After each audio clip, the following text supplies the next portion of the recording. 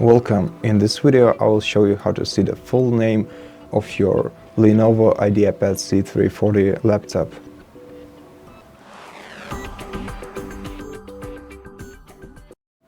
So to do it, let's first close the laptop and see the back side of it. Let me turn it for you so that you can see. And right here on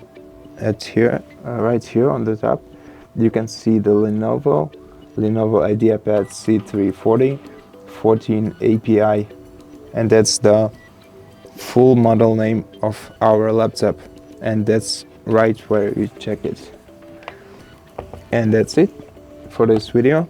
Thank you for watching it. If you liked it, consider subscribing to our channel, leave us a like and a comment below.